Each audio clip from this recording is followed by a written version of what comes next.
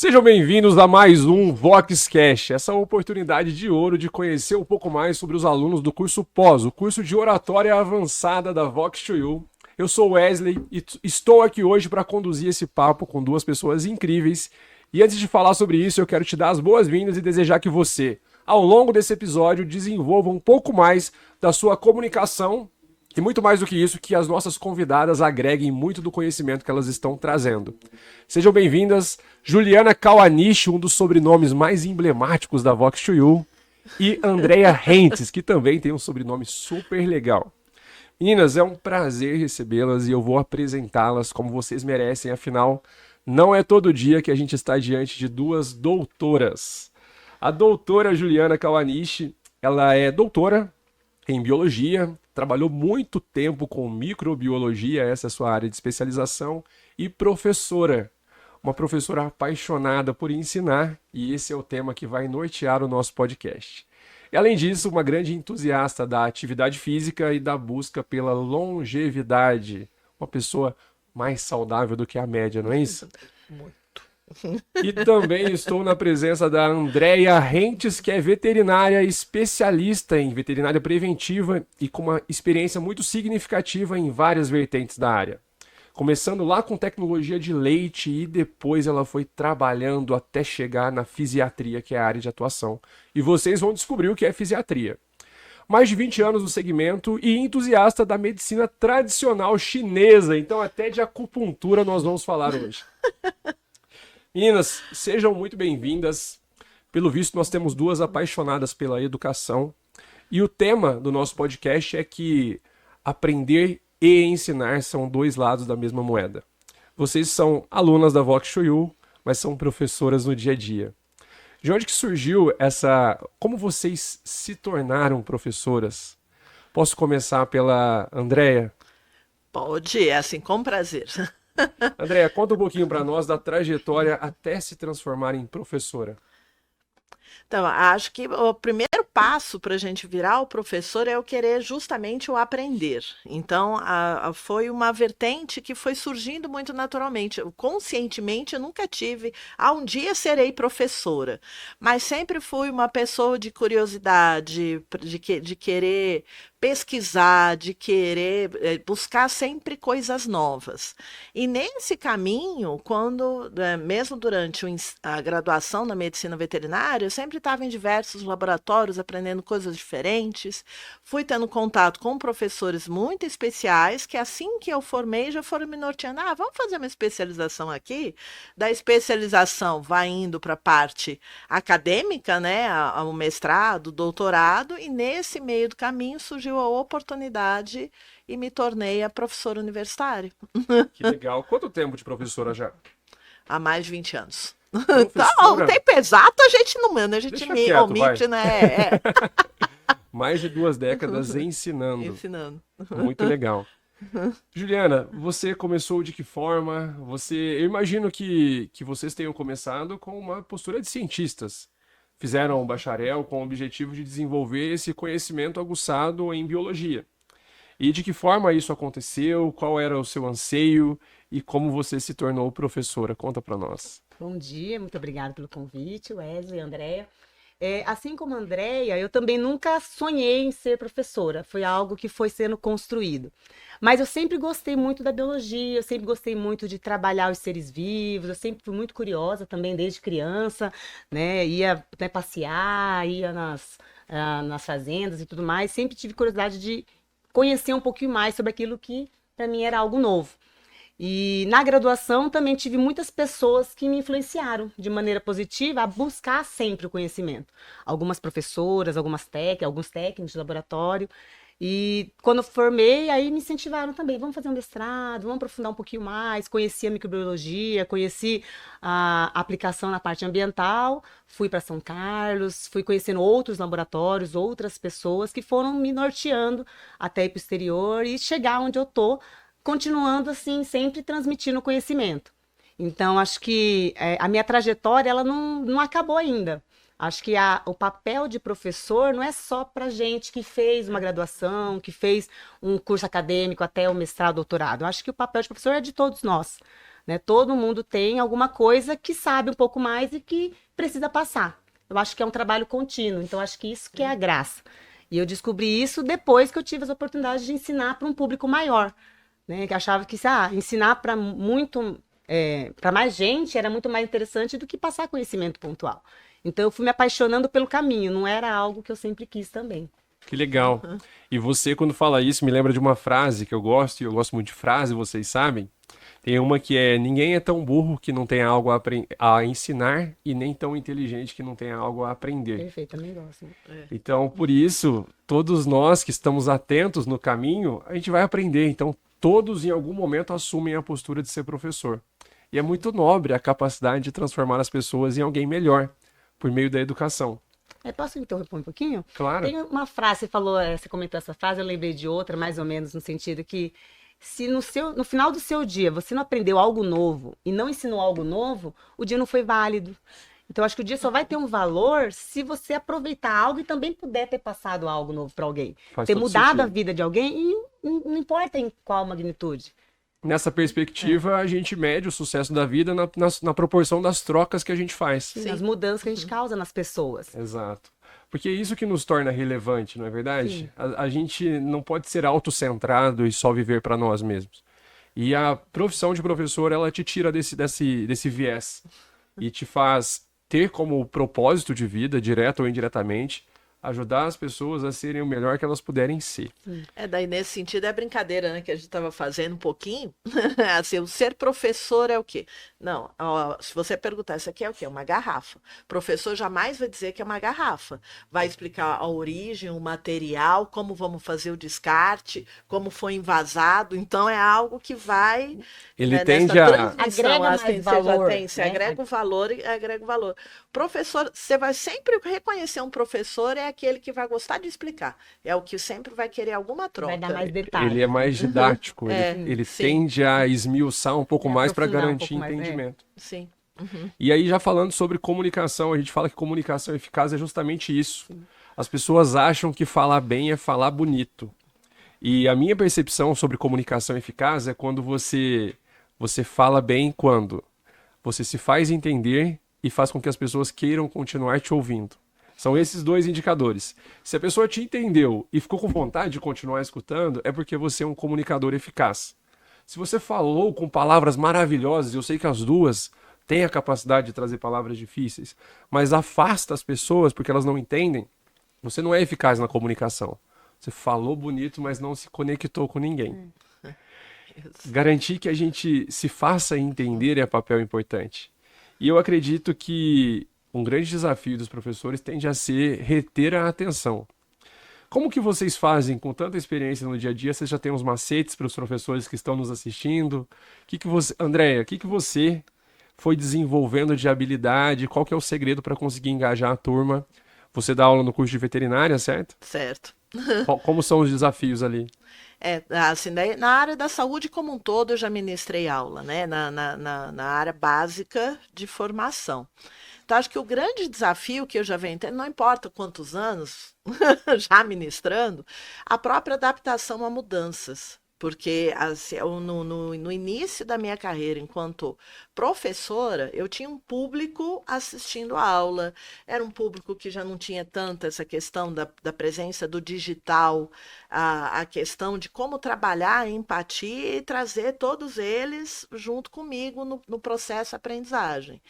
E esse público ele vem mudando. Então, é um processo, ser professor também é um processo de adaptação a novas realidades, e isso a busca de novas formas do ensinar e aprender, e através, inclusive, do curso de oratória, que foi o que me fez buscar um curso de oratória. Eu preciso entender a comunicação desse novo público que está vindo, que é um público muito mais digitalizado, que a informação está presente. Então, hoje, o meu papel não é de repassar informações, mas transformar aquela informação em conhecimento e conhecimento aplicado. Esse acho que é o grande desafio. Que legal, até porque o mundo é abundante em informação. O professor ele não tem mais essa atribuição de trazer o que já está lá no livro, no chat GPT. Ele só precisa conseguir digerir melhor para que os alunos consigam entender e absorver a informação e transformar em conhecimento aplicado. Juliana, você teve algum insight ao longo da sua carreira de professora que fez com que ficasse mais fácil engajar os alunos? Eu acho que é um desafio contínuo, né? Eu também dei aula desde para alunos, né, de ensino fundamental, já dei aula também na graduação, e sempre a gente teve uma plateia, um público muito heterogêneo. Então, acho que o desafio maior é a gente encontrar a particularidade, né, a singularidade de cada aluno e saber adaptar a linguagem para que todos consigam aproveitar aquele conteúdo. Sim. Porque não é só, igual a André falou, não é só você chegar e dar o conceito do que é a garrafa. É fazer com que o aluno entenda a aplicabilidade daquela garrafa na vida dele, no cotidiano dele. Então, o desafio ele é constante. A gente é apaixonada não só pela educação, pelo ato de educar, mas por perceber o resultado e o interesse do aluno em receber e o que ele vai fazer com isso. Porque hoje em dia eles têm acesso a tudo, eles não precisam ir lá explicar, eles têm Sim. acesso na internet muito fácil. Mas qual que é a aplicabilidade para ele? A pergunta que eu mais ouço é: onde eu uso isso na minha vida? Né? Se eu explico algo muito geral, mas onde isso está? Então, acho que o desafio é mostrar no cotidiano em que momento ele vai se deparar com aquele conteúdo. Faz todo sentido. É assim que a Sim. pessoa vai se conectar de verdade, quando ela entende para que vai ser útil na vida dela. Sim. E é a crítica de muitos alunos, e a gente sabe que tem professores que eles não se preocupam o suficiente com se colocar no lugar do aluno. Eu também já fui professor universitário e hoje professor de oratória. E às vezes na sala dos professores eu percebi os professores comentando como os alunos eram relapsos e desinteressados. E o que eu percebia é que eles só queriam entregar o conteúdo de um jeito padrão e engessado. E quando você se preocupa em colocar didática, em gamificar a experiência dele, em deixar mais divertido, mais interessante, mais atraente, porque essa performance do professor é o que vai definir se ele vai querer te ouvir. E a gente sabe, todos nós já, que a comunicação não é só sobre o que você fala, é como você fala. Se o professor vai para uma sala de aula ele empático, ele consegue se conectar com os alunos, ele interage, provoca esses alunos a participarem, a chance é muito maior. Agora, se ele só se preocupa com as palavras e passa aquele conteúdo sem se lembrar da forma como o conteúdo está sendo entregue, ele não vai ter a conexão dos alunos, não é verdade? Nem o Perfeito, interesse de nem volta. interesse. Exato. Acho que esse que é um dos grandes desafios, porque o mundo também está sendo muito ágil e rápido, né? Então, esse tempo de criar a empatia, o rapport, de fazer essa conexão, tem que ser em instantes e manter esse tempo. E aí a gente pensa não só na questão do professor, mas de todo o próprio sistema educacional de tempo de aula, de tempo de intervalo, assim, de material que está sendo, que ao mesmo tempo o professor tem que fazer as técnicas alternativas, ele tem que estar cumprindo um conteúdo programado que tem que estar sendo repassado até tal data. É Então, verdade. é um sistema que engessa muitas vezes o próprio trabalho que está sendo feito em sala de aula. E aí vai a criatividade do professor para atender as duas demandas. E você sente que hoje em dia a ementa, a quantidade de conteúdo que tem que ser entregue é desafiadora? É muito conteúdo para pouco tempo? Exatamente. É E um cada dos vez grandes mais, desafios, né? cada vez mais. Esse ano ainda mudou a carga horária, aumentou a carga horária de todo o ensino, desde o fundamental até o ensino superior, aumentou a exigência de novas disciplinas, e disciplinas até interessantes, disciplinas como projeto de vida, educação financeira, algumas disciplinas que a gente não tinha na nossa época, mas isso exige do aluno muito mais tempo de sala de aula. E a gente vive uma época muito imediatista, né? É o desafio. Hoje em dia os alunos não têm muita paciência. Eles querem algo muito rápido, a informação muito rápida, e eles precisam ficar muito mais tempo agora em sala de aula e acaba ficando muito cansativo. E é um desafio pro professor, que ministra aula em muitas turmas, ter tempo para, né, a gente até conversou, ter um tempo para desenvolver, performar para diferentes turmas, com uma heterogeneidade de alunos, diferentes disciplinas. Uhum. Então é muito difícil você manter uma constância. Não, hoje eu tenho 12 aulas para dar e eu vou performar nas 12. Não tem como assim, a gente ser excelente nas 12. Se a gente for excelente em uma, já é sucesso. Faz todo sentido, porque Exatamente. a carga horária do professor, ela é muito maior do que a de um profissional médio. Ela não termina na sala de aula. Não, eu falo para meus É a colegas, ponta do sala de aula é a parte mais tranquila, porque você chega lá 45 minutos, acabou. O problema é quanto tempo eu demoro para preparar uma aula de 45 minutos. E eu dou 10 aulas em uma manhã. Então, preparar uma aula fantástica é muito difícil. Sem Todos dúvida. os dias, ao longo de um ano. E vai sendo aperfeiçoado com o tempo, não é verdade? Sim. Sim. Na proporção em que a gente consegue... A gente vai adaptando, a gente vai conhecendo os alunos, que eles vão mudando também. A cada ano muda Muda. o perfil deles. Então, quando você acha que você aprendeu, tem que mudar tudo de novo. Ano a ano você vai ter que estar fazendo essa adaptação, porque o processo mudança do, É contínuo. do processo de criação dos indivíduos, né? Então, é informação, cada criança que hoje está vai ter uma característica, essa geração vai ser caracterizada daquela forma. E a dificuldade é na singularidade, como nesse montante, no tempo que você tem disponível, de você individualizar em 45 minutos numa turma de 60. É verdade, Então, você não vai conhecer um minuto, você não tem um minuto para conhecer um indivíduo. faz todo sentido. E vocês hoje são formandas do curso pós da Vox to You. Vocês fizeram antes o treinamento anterior, ou Academy, ou Master, que credenciou vocês ao entrarem no curso de oratória avançada. E tendo avançado tanto na comunicação, o que mudou no jeito de ensinar? Começando pela Andrea. Ah, muito. Então, justamente já essa possibilidade de adaptação e utilização das diversas técnicas ensinadas, tanto na Academy e agora na pós, no dia a dia. Então, e a própria percepção, muitas vezes, dos vícios de linguagem, da postura dentro de sala de aula, da empatia, tom de voz. Por mais que já esteja dentro da sala de aula, você acaba caindo numa rotina. Então, acho que fazer um curso de oratório também é um desafio para aprimorar, porque o professor também gosta de aprender. Então, como aprendemos sempre, sempre nós vamos estar aprendendo uma forma de comunicação melhor para os alunos, para a gente conseguir transformar informação em conhecimento. Legal. Juliana, quer acrescentar alguma coisa? Eu consegui, com o curso, ficar mais consciente, né? Então, acho que... Não, eu não fiz o curso voltado para a área profissional, foi mais para as relações pessoais, mas me ajudou muito na parte das aulas, porque eu consegui observar os meus movimentos, né? Tanto os movimentos durante a sala de aula, o movimento corporal, como o tom de voz. Eu percebi que antes eu olhava para todos os alunos, mas eu não olhava literalmente. Eu fazia aquele olhar geral. Agora eu olho para cada aluno, eu olho no fundo dos olhos. Os alunos, agora eles até me respeitam um pouco mais, sem eu precisar ter que subir muito tom de voz. Eu sempre perdia muita voz, porque eu sempre tive, né, eu sempre usava o tom de voz como uma forma de domínio de sala de aula. Isso era muito ruim, porque eu sempre perdia. Né? Tem 20, 30 alunos, não tem como eu competir.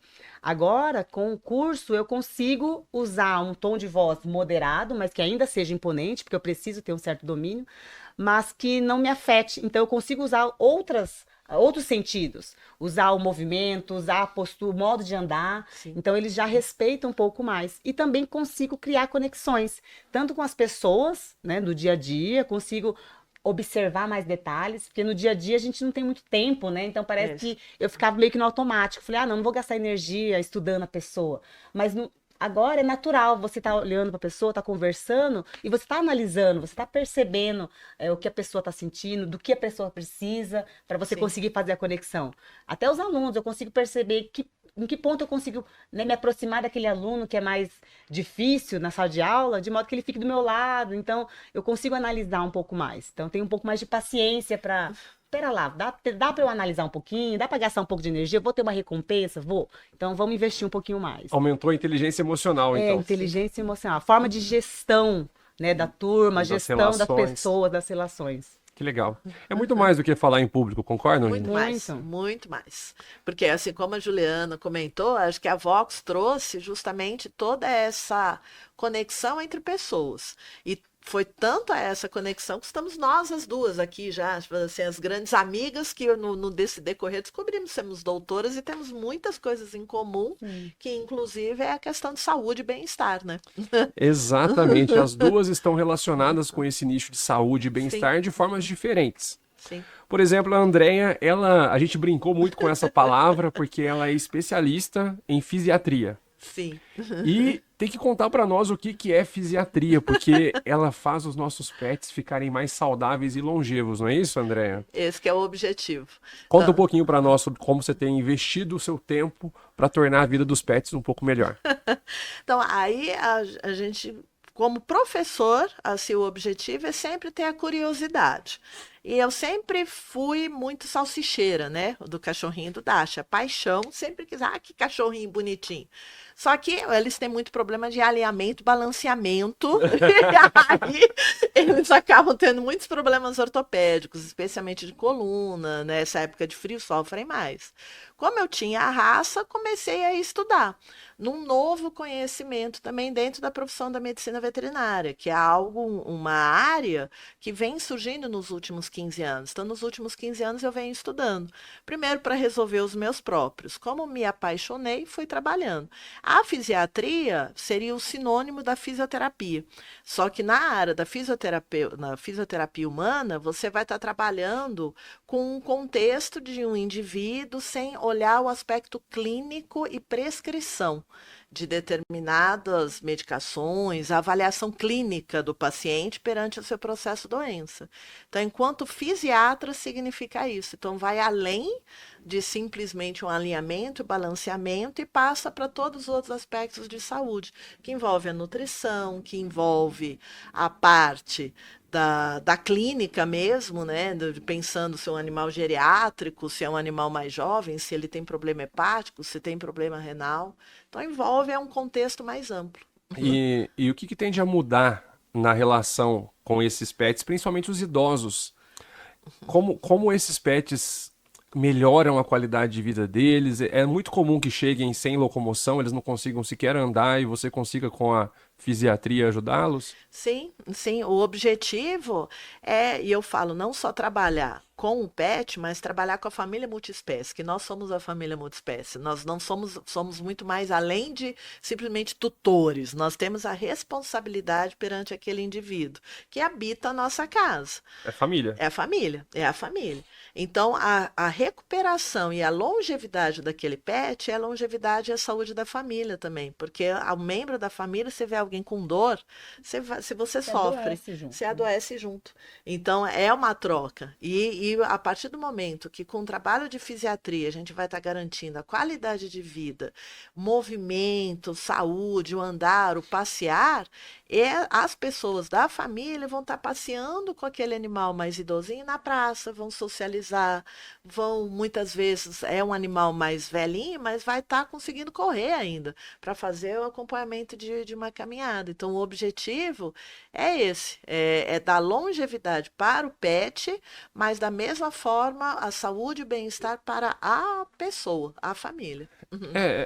Todos aqui, inclusive tem humanos em uma Sim, fase mais idosa e dependente, sabem da dificuldade que é. E sim. tendo uma família multiespécie, tendo um pet ali que está com dificuldade de locomoção, está mais idoso, essa família como um todo fica limitada em movimento.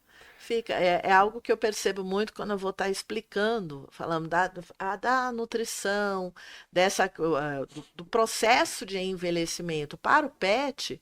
Muitas vezes já estou com uma pessoa, nunca digo uma pessoa, sempre seremos seminovos. Então, estou com o tutor seminovo e essa pessoa começa a se reconhecer também. E a pessoa começa a buscar melhoria da sua própria saúde. Por exemplo, já tenho vários relatos, mas de pacientes que vieram para mim por problema de obesidade. Então, vamos fazer exercício, vamos caminhar. E o tutor se propôs, fala, então vou emagrecer junto. Hoje são atletas, que esse é o legal. caminho junto com a Juliana.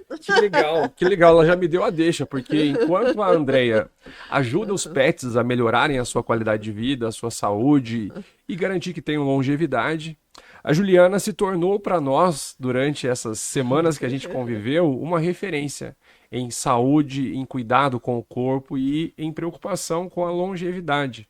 A Juliana nos inspira porque ela, apesar de ter esse volume absurdo de trabalho, ela está sempre estudando, aprendendo, e esse é um fato porque nós a conhecemos numa escola. E mais do que isso, ela consegue achar tempo para cuidar bem de si e para inspirar os outros a cuidar. De onde que vem e como é que você organiza esse estilo de vida tão saudável? Quais são as suas crenças sobre a importância do autocuidado? Conta pra mim um pouquinho. Eu acho que cuidar do corpo não é só a parte física, estética, é cuidar da mente. Eu sempre fui muito ativa e eu gosto muito de estar em movimento. E eu fico pensando, não na parte física apenas, mas quero chegar, né, na minha idade mais velha e tudo mais, com capacidade de fazer tudo independente.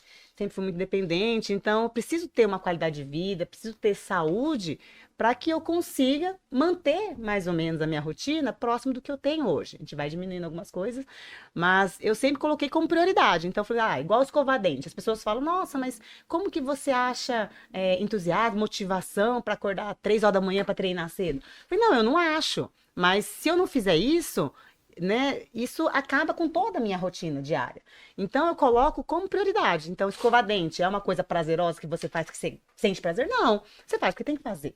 Né? Os alunos falam muita coisa assim, professora, eu não gosto de fazer esse exercício. Eu também não gosto, mas você faz porque tem que fazer. A gente faz a maioria das coisas porque tem que ser feito. Então eu coloquei a saúde como prioridade, a estética vem junto, eu também gosto, eu acho muito bacana a parte estética, mas quando eu coloco a saúde como prioridade, a gente acha tempo. Então, essa desculpa de, eu não tenho tempo, é porque você não quer muito, né? A Andréia falou lá que às vezes o tutor quer, né, tem um cachorrinho, o cachorrinho tem que emagrecer, e vou emagrecer junto. Os hábitos são como correntes, né? Tem um autor, acho que é daquele livro, O Poder do Hábito, ele falava, o hábito são micro hábitos que funcionam como corrente. Quando você tem um hábito ruim, furei a dieta hoje. Já que eu já furei a dieta hoje, vou pedir uma pizza. Já comi uma pizza? Então não vou na academia hoje. Então já não vou na academia, então vou tomar uma cerveja à noite. Então hábitos ruins puxam outros hábitos ruins. Assim como um hábito bom. Então o cara que para de fumar, ele fala, parei de fumar, agora eu vou fazer uma dieta. Agora eu vou cortar a cerveja, né? Vou deixar só o final de semana. Agora eu vou emagrecer, agora eu vou entrar na academia. Então hábitos bons também vão puxando outros hábitos bons. Que legal. Então eu comecei assim, falei, não, eu quero saúde, então eu começo com micro hábitos. E agora eu tenho um conjunto de hábitos que já fazem parte da vida. Quando eu não tiro um deles da minha rotina, eu já me sinto muito mal. Isso já me prejudica, de alguma maneira. Mais do que acrescentar um hábito novo que, né, vou numa festa, é prazeroso no momento, mas a longo prazo isso vai me prejudicando. É danoso. Eu gostei muito porque evidencia que é só uma questão de querer de verdade. Sim. O jeito que você encara a atividade física, quando você traz a analogia com a escova de dente, a gente não é opcional. É porque você sabe que é importante escovar os dentes, porque senão seus amigos vão te lembrar disso. Se tiverem amigos por perto. Se tiverem amigos, né? Ou pelo menos... Os inimigos, esses que vão deixar, não vou avisar. Se você perceber que não tem ninguém por perto, talvez esse seja o motivo. Mas uma vez que você não negocia consigo mesmo, eu admiro muito esse comportamento. Eu tenho dificuldade em ter essa consistência. E eu gosto muito de estar perto de pessoas que têm essa capacidade, porque o meio nos influencia. E quando você fala isso, é para mim e para as pessoas que estão em casa um tapa na cara, que precisa ser dado. Fala, peraí, o que te impede de acordar um pouco mais cedo? Mas eu vou ficar cansado. Mas e o teu longo prazo? Às vezes a gente vê, eu tenho um vídeo que mexe muito comigo, que são os idosos que estão... Sim, você já viu esse vídeo? na mesma idade, um lá que não consegue andar e o outro colocando tênis para correr, para fazer atividade. Isso é uma provocação muito forte para mim. E eu tô tentando, baseado nessa premissa, porque meu filho, como vocês sabem, tem 1 ano.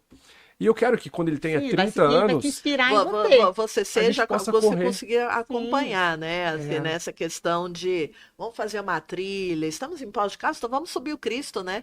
Vamos chegar aos 80 anos, vamos com dificuldade, mas ainda vamos conseguir. Exatamente. Eu fui numa corrida que teve com os alunos lá da escola. E um aluno correu super bem, eu tava analisando, falei, nossa, ele até ganhou e tal. E eu falei, nossa, esse menino corre muito bem, no 2º ano. Aí o professor falou assim, ele corre com o pai dele, aquele senhor, um idosinho, que também é um corredor, assim, você vê, nossa, ele tem perfil de corredor. Então ele começou desde criança a acompanhar o pai, e hoje ele também corre. Então ele pega o hábito, né, a gente se inspira na pessoa que a gente está próxima, na pessoa que a gente gosta. Então a gente escolher as pessoas que vão nos rodear, isso é muito importante. Tanto o hábito bom como o hábito... Você pode até ter uma tendência, não, eu gosto de atividade física, mas eu gosto da vida saudável. Mas se eu só andar com pessoas que têm um hábito ruim, eu nunca vou atingir meu objetivo, mesmo eu querendo. Porque, né, vai me puxar para um outro lado. Então a gente tem inteligência emocional também de escolher as pessoas, abrir mão de algumas amizades que a gente gosta, mas que não nos leva para onde a gente quer chegar. Isso é muito importante. Eu falo muito isso. Se você tá indo pra um lugar e você olha pros seus amigos, tá todo mundo indo pro outro lado. Então você nunca vai sentido, chegar é. naquele lugar Nunca que vai você chegar. queria. Nunca. O meio te influencia demais, Sim. todos sabem disso, todos já ouviram a frase de que você é a média das 5 pessoas com Sim. quem você convive.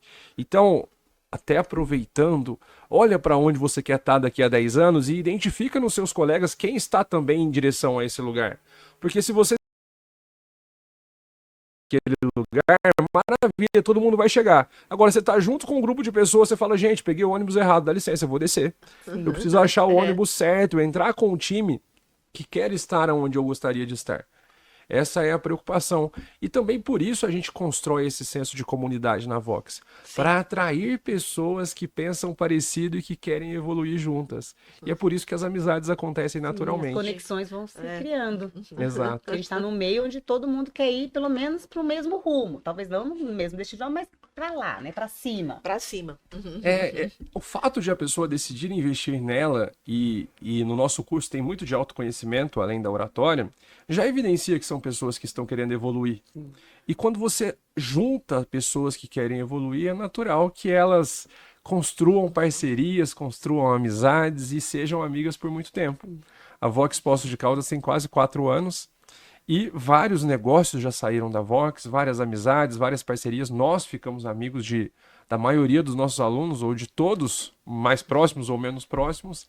E é por isso que mais do que oratória, a gente constrói uma comunidade forte que se família, ajuda. né?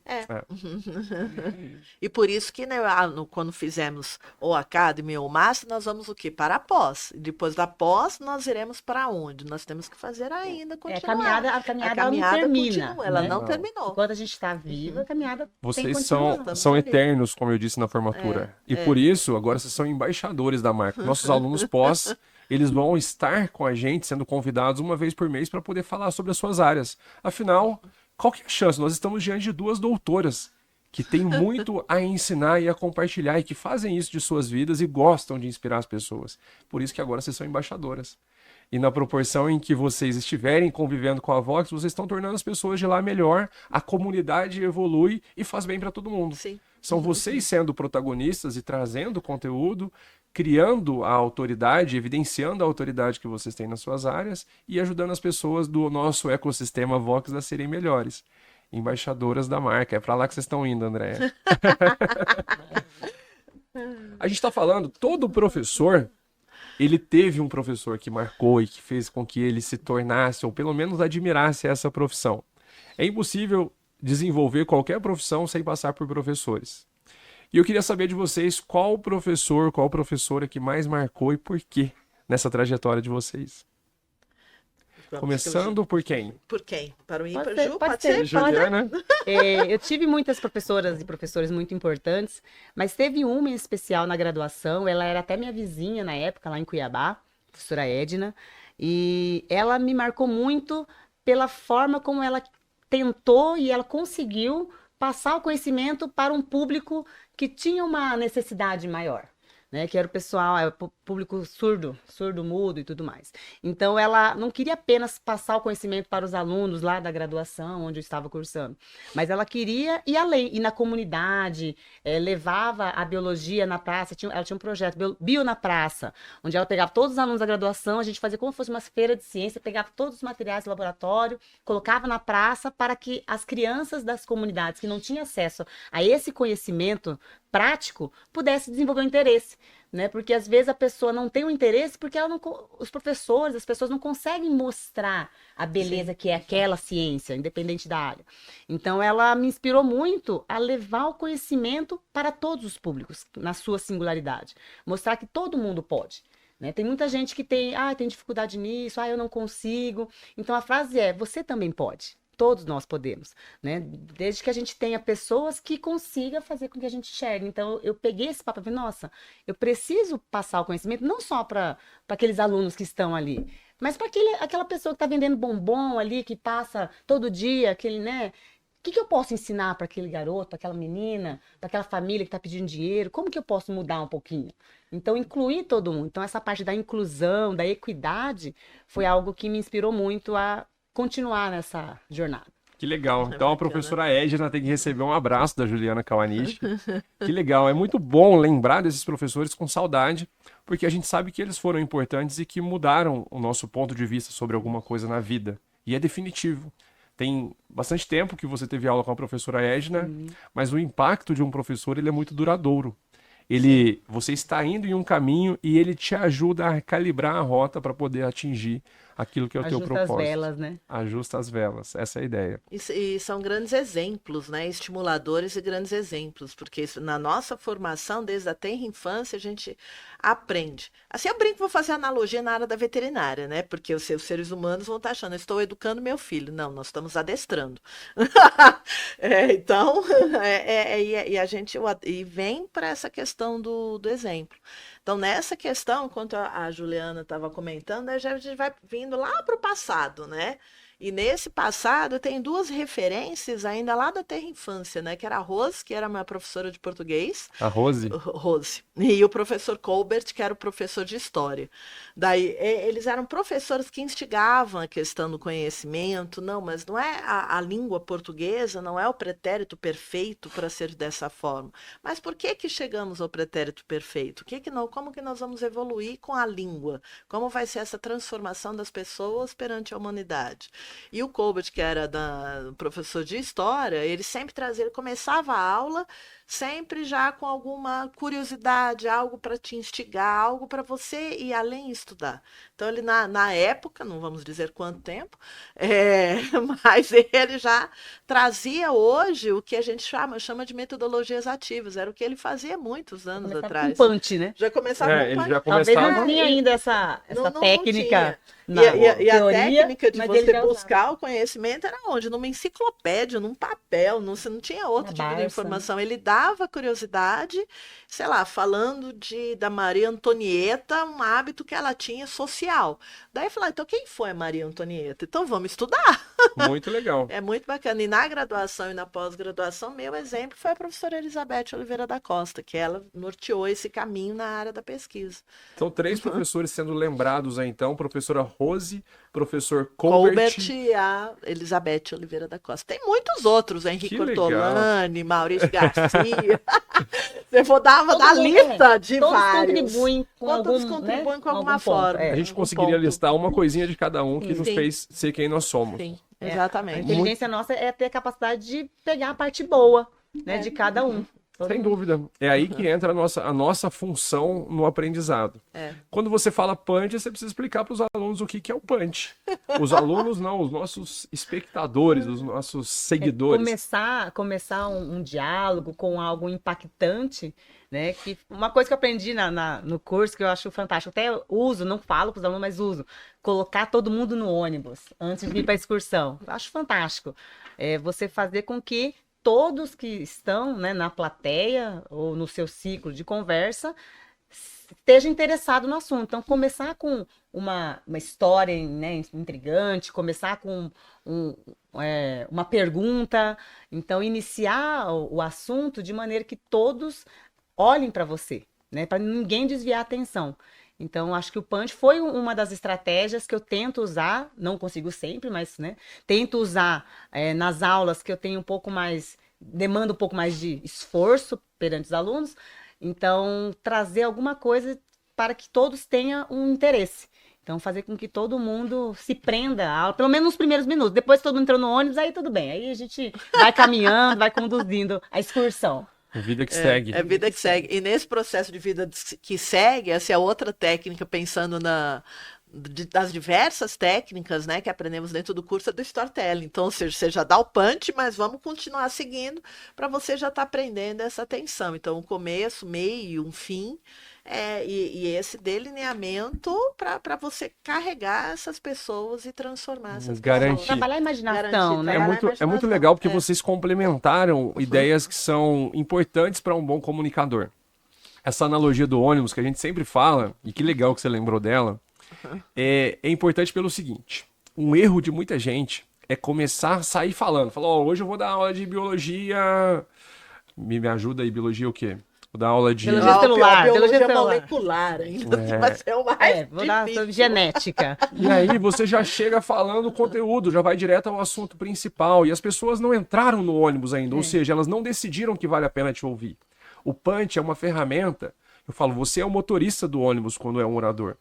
E o punch, a introdução impactante de um discurso, os primeiros 6 segundos, faz com que a pessoa decida entrar no ônibus e te acompanhar na jornada, ou falar, acho que não vale a pena. Eu não entendi, né? Ela começou a falar e nem me captou ainda. Então, primeiro, o punch para colocar as pessoas no ônibus. Depois, o storytelling, a capacidade de contar histórias instigantes e reter a atenção para que elas curtam a viagem e se interessem pelo destino. Manter a conexão. Manter a conexão. E a conexão é uma outra ferramenta essencial de um comunicador. Qual o nome que a gente dá para ela? Rapport. Alunos essenciais sabem. A gente estudou um pouquinho. A gente veio preparado Fez para a alguns prova. cursos, a gente fez alguns cursos. Acho que vocês já fizeram um Vox, não sei não, hein?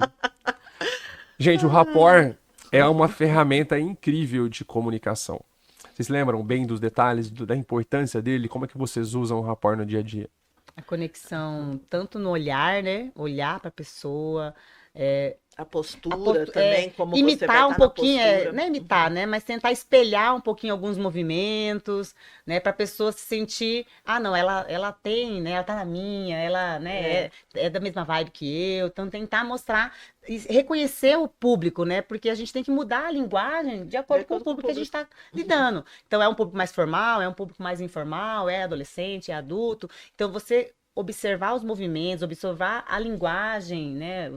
Tom e tudo mais, e conseguir mostrar que você tá com a pessoa, dá mais credibilidade, e a pessoa se sente mais à vontade, você cria essa conexão. Exatamente. É esse esforço constante de conexão. A gente chama de rapport, que é uma palavra francesa para feedback, trazer de volta, conexão. É um conjunto de estudo de como que o santo bate. Exatamente. De outra forma simples, o santo bateu ou não bateu. Então a gente tem que fazer bater para Às vezes reter. você nem conhece a pessoa, nem trocou muita ideia, mas você já fala, nossa, não bateu o santo, por quê, né? Exato. Eu nunca Não soube bateu. explicar. Não bateu porque não teve Não rapport. teve rapport. Aprender a fazer rapport é aprender a se interessar pelo outro e falar de modo que ele queira continuar ouvindo. Lembra da comunicação eficaz? Sim, É sobre sim. isso. E o bom professor, ele vai construindo essa capacidade de conexão, de rapport com os alunos, de modo que eles se sentem uma coisa só e eles estão indo junto com você nesse ônibus. Agora, quando você só entrega o conteúdo sem se preocupar com quem está ouvindo, é pouco provável que exista rapport. E se não tem rapport, não tem comunicação efetiva. Exatamente. Você fala, mas não reverbera, não volta para você essa comunicação. E o desafio é manter o rapport constante, né? Isso não só na sala de aula, mas nas relações mesmo. Porque você criar uma conexão na hora, talvez não seja tão difícil. Você tem lá a tem que técnica e tudo manter. mais. Mas e você manter a pessoa interessada? Uhum. Né? Você criar um vínculo, uma amizade, você vai ter um relacionamento. Por que muitos relacionamentos, eles, né, desfazem ao longo de alguns anos, talvez? Porque esse rapport vai diminuindo. A pessoa vai perdendo o interesse de manter, porque é um cultivo diário. cultivo, É um é um desgaste. desafio. Eu lembro que eu tinha uma época que eu falava pra minha psicóloga assim, nossa, mas cansa muito relacionamento, nossa, tem que ter uma energia. Não, tô cansada, tô com preguiça. Eu falava, tô com preguiça de conhecer alguém e tal. Não, mas qualquer relacionamento demanda energia e a energia ela é diária. Não tem jeito, você tem uma planta, você tem que regar Tem todo que dia. regar. Né? Um pouquinho, até que esse esforço seja algo normal. Natural. É natural, mas tem que ter o esforço, tem que ter esse rapport contínuo, manter a pessoa interessada. Cuidar das relações o Cuidar tempo das inteiro. relações. E uma coisa que na comunicação é essencial, às vezes durante uma conversa mais longa, vou mantendo a analogia do ônibus, a gente precisa, quando a gente está viajando num ônibus, numa excursão, a gente está com expectativa de chegar. Você fala, meu Deus, como será que vai ser lá? Caramba, não sei, não faço ideia, será que vai ser divertido? Já chegou? O burrinho do A Shurek. gente fica na exatamente, ansiedade, né? muito Na ansiedade diferente. futura. É, uma expectativa. E a expectativa é uma ferramenta essencial para garantir a atenção. Quando as pessoas acham que sabem aonde que vai ser, elas falam, eu vou sozinho. O orador, ele precisa manter uma dose de expectativa, de De curiosidade, mistério, né? de mistério, porque senão as pessoas se perdem e elas vão sozinhas. Então, para reter a atenção durante o storytelling, durante a história que está contando, não entrega tudo. Tem que ter Tem que ter elementos o elemento faltando. surpresa, igual um filme. O que seria outra Entregando analogia aos também, poucos. né? Ter o Exato. roteiro do filme de mistério. Então, Deixar algumas quando coisas para vamos fazer a revelação? E até mesmo algo que eu costumo fazer é sempre terminar algumas aulas com essa expectativa para a próxima. Ainda já falo agora, se vocês querem resolver esse problema, sei lá, o diagnóstico de uma doença, um caso clínico de um animal, vai ser a próxima aula. Muito bom. Deixar umas cartas deixar mais pro próximo cartas, episódio, né? exatamente. É igual Ou então, série. eles vão ter expectativa, e nessa expectativa vai justamente do estudo. Porque, ó, né, passou esse caso clínico, eu vou esperar até a outra semana? Então, deixa eu já dar uma estudada. O que será que está acontecendo? Muito legal, muito legal. E assim a gente fica bom de organizar as ideias, a gente não se perde e faz com que os outros queiram continuar ouvindo. Desenvolve interesse Exatamente, do público. Exatamente. Isso é essencial. E na outra semana eles estão lá no horário certo. Sim, Porque aguardando. eles querem saber o cenas final do capítulo. da história passada. Eu vou só revisitar o que nós falamos com a Juliana Kawanishi, porque eu acho que é importante para quem está nos ouvindo, sobre os cuidados consigo mesmo, sobre a rotina de saúde.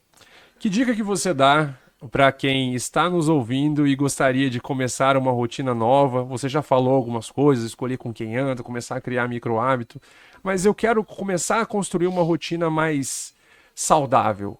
Por onde você começaria? Eu acho que o primeiro passo é ser fiel às suas metas. Não burlar, né? Não achar desculpas. As pessoas sempre acham desculpas. Então, primeiro tem que saber aonde você quer ir, né? Então, eu vou fazer uma viagem, mas para onde? Para tal lugar? Então, você traça as suas metas e seja fiel a elas, né? Não se desvie do caminho. Então, eu preciso acordar cedo, coloco o despertador, não coloca, põe soneca, eu não consigo, eu ponho 10 sonecas. Aí a pessoa me mostra o celular, no celular tem 10 despertadores, mas pra quê? Eu acho que o Acordou, Fagner que tá acordou, gravando se identificou. Alguém que se identificou Tocou o aí. despertador, acorda, levanta. Porque a partir do momento que você é derrotado pelo despertador, então aquela meta, aquele sonho não é importante. Então, primeiro é priorizar o que é importante. Depois você prioriza, você tem que ter uma constância. Você sabe o que está me ajudando? Eu vou falar de uma forma prática isso aí. Eu parei de colocar o celular para carregar do lado, no criado.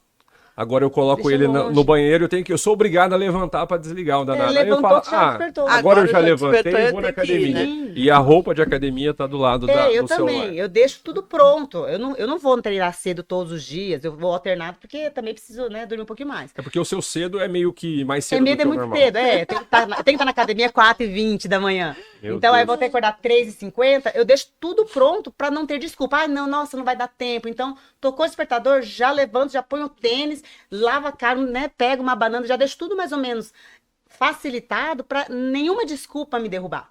Porque quando você tá cansado, eu não tenho vontade de treinar, de acordar 3h50, eu não tenho. Eu prefiro dormir e acordar às 6 horas. Mas se eu não fizer isso, eu não consigo. Então, eu tenho que tirar todas as barreiras, que uma barreira seria suficiente para impedir a gente, né? Então, eu tiro todas as barreiras, tocou o despertador, levanto, não penso muito, né? E eu vou dormir já mentalizando, ó, amanhã eu vou treinar cedo. Porque se eu falar assim, amanhã, dependendo se eu acordar bem, eu não vou. A gente não pode colocar um se. Não Uma nego- condição, não negociar. Não negociar consigo mesmo. Não negociar. Então, tem alguns hábitos que a gente coloca que são inegociáveis. Então, não. Treinar para mim é negociável. Que horas que eu posso? Eu só posso de manhã, então é de manhã que eu vou e pronto. É antes de trabalhar. Então, pronto. Não tem outra opção. E me conta um pouquinho sobre como é a sua rotina de treino, para quem está em casa entender um pouquinho de como é que é, o que você tem feito de atividade física. Eu faço academia, faço musculação. Geralmente eu faço musculação cedo, não só pelo horário, mas é porque tá vazia a academia. Eu odeio academia lotada, eu odeio perder tempo, né? A gente não tem tempo. Tempo é muito caro, O tempo né? é caro e Tempo o é muito nosso caro. Então, como eu não tenho tempo, bom, se eu for de manhã, o treino eu demoro 50 minutos. Se eu for à noite fazer o mesmo treino, eu vou levar 2 horas, porque tá super lotada a academia. E isso me estressa. Falei, nossa, e à noite? Vai me estressar, vai me roubar tempo, eu vou ter que pagar muito caro para isso e vou ter um prejuízo na saúde. Então, eu falei, não, então eu prefiro acordar cedo, fazer tudo certinho e ficar livre e não ter um prejuízo. mental, um desgaste psicológico. Então, geralmente eu vou 2, 3 vezes na semana de manhã cedo e vou no CrossFit à noite intercalado, né? Às vezes eu consigo fazer os dois no mesmo dia, às vezes não. A ideia é todo dia fazer uma atividade. Final de semana dá uma Aí, corridinha. final de semana eu corro, pedalo, subo o Cristo, faço uma atividade que demanda mais tempo, mas aí eu tô, né, de folga, então vou passear com o cachorro, vou ficar com a família, faço uma atividade ao ar livre. Muito legal. Eu quis que você contasse para, de fato, inspirar as pessoas que estão em casa a começar a adotar hábitos mais saudáveis. Antes de passar para a Andréia, porque eu quero que ela me conte um pouquinho de um projeto novo dela, eu quero que você também conte sobre o seu projeto Pedalindas. O que que é o Pedalindas e como é que isso ajudou muita gente aí durante a pandemia? Pedalindas surgiu no começo da pandemia, um grupo de amigas que não aguentava mais ficar presa dentro de casa e gostavam muito de esporte. Mas as academias fechadas e tudo mais, falei assim, então vamos pedalar. Cada um tem uma bicicleta, a gente começa a pedalar. Começou com 3 amigas, aí durante o percurso a gente ia conhecendo mais meninas e a gente percebeu que havia um público masculino muito dominante no mundo da bike. A gente falou assim, vamos incentivar as meninas, incentivar as mulheres a, né, a colocar uma roupa bacana, a se cuidar da saúde. Pedalar não envolve apenas o esporte, envolve a autoestima, você emagrece não só para ficar bonita, mas cuidar do corpo, é cuidar da mente, você se sente mais empoderada, você se sente mais livre, né? Pedalar é liberdade, é sentir o vento na cara numa descida, é ir para onde você quiser, é ir aonde o carro não te leva. Então a gente começou a pedalar, eu nem sou de Poços de Caldas e eu conheci vários lugares que o pessoal de Poços fala, nossa, onde que é isso? Aqui do lado, uma cachoeira aqui do lado, 15 minutos, nossa, nunca vi. Então a Pedalinda surgiu como um movimento de incentivar mulheres, e depois os homens acabam sendo agregados, mas incentivar as mulheres a mudar um pouco de hábito, né? Incluindo a bicicleta como um esporte, mas isso vai muito além da bike. Mudar no sentido de escolha o que te faz feliz, escolha alguma coisa, algum movimento, algum esporte, uma dança, algo que faz você se mexer e que cuide da sua saúde. Que legal, é um projeto que eu acho incrível. Eu quero que você fale mais disso, porque é muito bonito o que você tem feito e inspirado as pessoas. Além de uma professora incrível de biologia, você também ensina muito com a sua vida e com os seus exemplos. E o Pedalindas é onde esses exemplos estão em evidência e uma rede, não é mais só a Juliana. É um grupo grande. Hoje tem quantas pessoas no Instagram? São mais de 13 mil do Brasil, tem de fora, porque a ideia do Instagram foi divulgar. No começo era divulgar as meninas do dia a dia, porque tinha muita parte que divulgava apenas aquelas mulheres bonitas que faziam propaganda das roupas e tudo mais. Eu falei, não, eu quero divulgar o dia a dia, a realidade, né? Quais são as meninas que estão pedalando, as mulheres, as crianças, né? Para motivar, para mostrar que todo mundo pode. Igual a minha professora lá no passado falou, olha, todos nós podemos ter acesso ao conhecimento, todo mundo pode mudar o estilo de vida. Às vezes a pessoa só não foi apresentada a uma possibilidade. Então a ideia era motivar, falar assim, você pegar uma foto bacana, postar lá para ela, falar, nossa, quero continuar pedalando, olha, fiquei legal, quero continuar. E fazer com que isso torne um hábito, porque depois que vira o hábito, não é mais difícil acordar 3h50 da manhã. Perfeito. Gostei demais de aprender um pouco mais sobre isso. E sigam, então, Pedalindas... No Instagram, Pedalindas. Pedalindas.oficial. Pedalindas.oficial. Você que está assistindo e sabe que tem que começar a se mexer, especialmente as meninas, Pedalindas.oficial vai te inspirar bastante. Segue aí. Andréia Rentes, de origem alemã, certo? Exatamente, de origem alemã. Mas além de origem alemã, agora você está buscando algo sobre a medicina tradicional chinesa. A gente está diante de pessoas que amam ensinar e aprender. E você está, então, fazendo uma pós sobre medicina tradicional chinesa. Me conta um pouquinho do que te levou a fazer isso e o que você espera fazer com isso. Então, vamos fazer a viagem ao mundo, né? Brasil, Alemanha, China, Japão. Então, vamos. Itália, né? Aqui em Poços, muitos italianos. Então, tudo começou com essa questão da curiosidade, assim, eu me envolvendo na área da fisiatria e fazendo essa parte da recuperação e o cuidado da saúde e o cuidado com a família. Então, nessa busca de conhecimento, nessa curiosidade, me deparei com uma técnica da medicina tradicional chinesa, que é a acupuntura, porque a medicina chinesa vai muito além da acupuntura. E era a que eu mais praticava com os pets. Mas eu ficava sempre me instigando, falando, você está faltando alguma coisa, tem um conhecimento a mais, deixa eu ir buscar. Nisso do ir buscar, assim, tem hoje meu mestre, né, assim, o Márcio Miyamoto, que ele me trouxe todo esse conhecimento dentro da medicina chinesa. Ele morou na China, ele traz conhecimento, então estou fazendo não só a pós da medicina tradicional chinesa, que envolve também a fitoterapia chinesa. E no começo eu vou aplicar para os pets, mas não é só o pet, é a família multiespécie. Então hoje estou me tornando uma praticante da medicina chinesa para aplicar tanto em pets quanto pessoas e focando principalmente para os atletas. Muito legal. Seja amador ou profissional, mas nessa busca da qualidade de vida, não só para nós, como também para o planeta. Porque se a gente está bem, o pet está bem, a gente também vai estar contribuindo, por exemplo, no movimento de pedal. Eu quero ir ver uma cachoeira, mas eu quero ver essa cachoeira como. Então, eu vou contribuir nesse trajeto de não deixando lixo. Então, eu vou deixar só pegada. Ou, no caso, né, só o sinal da roda, só o rastro. Só o rastro. Mas não vai estar levando a essa degradação do meio. Porque se a Perfeito. gente se reconhece E o nós, todo onde estamos inseridos. e nós talvez não tenhamos consciência, muitos que estão assistindo, mas o Império Chinês, ele é milenar Sim. e tem uma sabedoria que nós talvez não conheçamos. E acho que nesse sentido, o grande ensinamento está na nossa capacidade de observação.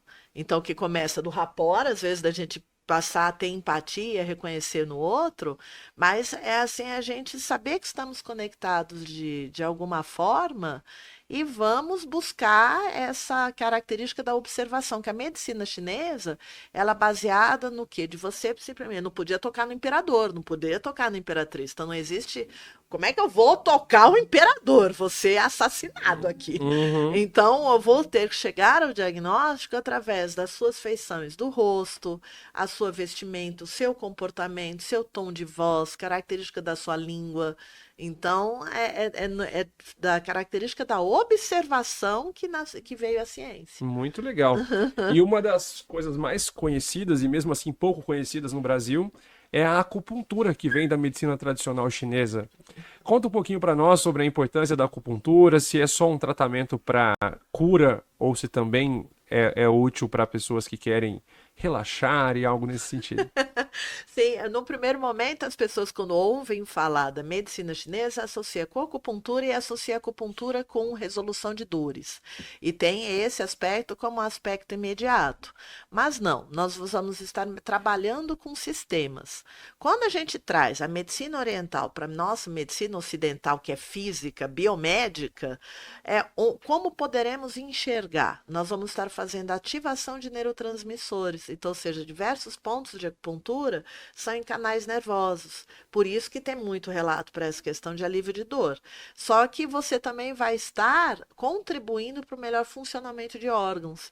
Então, vamos fazer, através da acupuntura, a gente tem nosso equilíbrio sistêmico para prevenção de lesões, melhora de performance, nosso bem-estar, o nosso equilíbrio, que vai da atividade física, a nutrição, o mental e a acupuntura. E a medicina chinesa é uma ferramenta para a gente atingir esse equilíbrio. Sensacional. Esses dias teve um evento de vocês na Sim. Vox Chuyu. A Vox Chuyu se transformou em um centro de medicina tradicional chinesa, várias macas, e eu achei incrível. E a adesão, vários atletas, a própria Juliana estava lá, a Tatiele, nossa aluna, que é atleta olímpica, estava lá.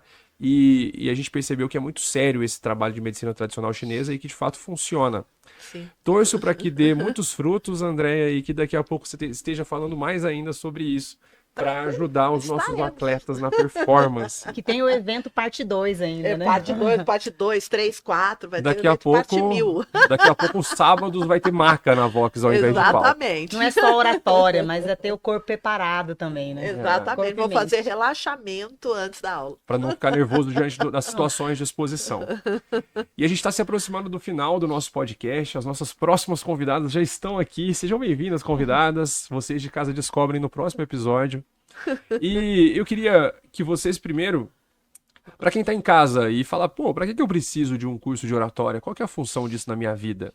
Vocês são professoras, são profissionais. A Juliana procurou por questões também de relacionamento pessoal. E em que situação vocês recomendam que alguém faça um curso de oratória, começando pela Juliana? Eu acho que melhorar qualquer tipo de relacionamento. Eu acho que a partir do momento que você tem relacionamentos saudáveis, acho que tudo na vida flui.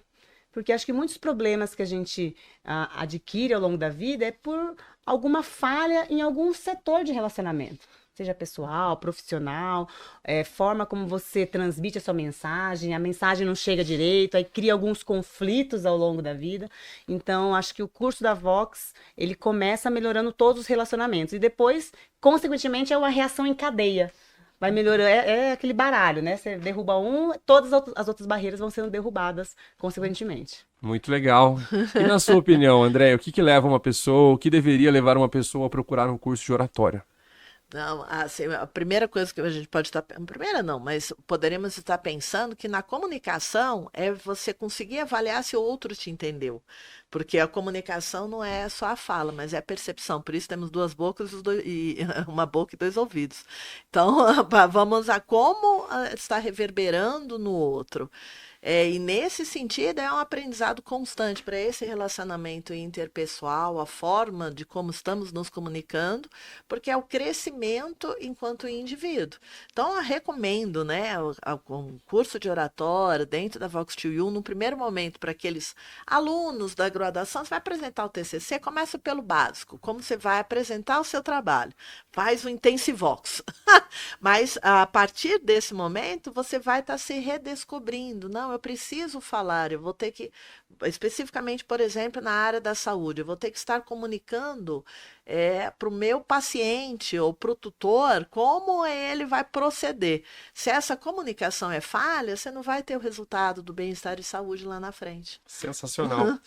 Faz todo sentido. Meninas, obrigado pela participação. Eu adorei conversar com vocês aqui nesse nosso ambiente de podcast, mas eu adoro conversar com vocês em todos os ambientes. Eu não quero que vocês desapareçam nunca da Vox. Vocês vão ser sempre bem-vindas lá, afinal são embaixadoras agora, graduadas no pós-Vox 2U. E seja para melhorar as relações, para conseguir ouvir e entender de fato, usar a capacidade de ouvir na essência, ou para organizar suas ideias, controlar o nervosismo e garantir convicção e segurança para liderar, para vender melhor, você pode fazer um curso de oratória e desenvolver isso no ambiente prático e acolhedor. Se você quer desenvolver a sua comunicação, nós vamos deixar o link na descrição para poder conhecer mais sobre o curso Master, voltado principalmente para executivos e líderes, mas para pessoas que querem desenvolver a sua comunicação eficaz e garantir clareza, segurança e convicção nas suas mensagens. Segue esse perfil e vamos deixar as redes sociais das meninas. Primeiro, Pedalindas Oficial, pedalindas.oficial. E as redes pessoais, querem deixar? Ju Kawanishi. Ju Kawanishi, é super fácil de escrever. Então vamos nessa linha, Andréa Rente, super fácil de escrever. Ninguém vai achar, com R, não com H. Deixa... Então vocês são redes sociais que com R, difícil. É com R, não é com H? É com R, não é com H. É o Andréa Rentes com R. Vamos começar soletrando Andréa Rentes, que é um pouco mais fácil. O Rentes é H-E... Não, H não, é R-E-N-T-Z. E muito ainda tem bom. aí. Tem um no final. É pra tentar buscar, né? Tinha outra, então. Não, essa é a nossa expertise que eu fui aprendendo, assim, dentro da Vox 2U, de como trabalhar o Instagram, né? Muito bom. Andréa, sem o A, sem o I? Andréa, sem o I, então, e sem acento, Andréa Rentes. Então, Perfeito. Andréa, R-E-N-T-Z, Muito bem, eu vou deixar escrito na descrição do nosso vídeo também, para não ter erro, e a Juliana Kawanishi é Ju Kawanishi, A-W-A-N-I-S-H-I. Muito bem. Sigam nas redes sociais. Eu sou o Wesley, professor e sócio da Vox 2U Poços de Caldas. Se você está na região sul de Minas, você é muito bem-vindo para assistir uma aula da Vox 2U Poços. Se você está em qualquer outro lugar do Brasil, existe uma Vox perto de você. O meu Instagram, o Wesley, com 2 L's, professor. Até mais, pessoal. Valeu, obrigado, meninas. Valeu, obrigada. Obrigada.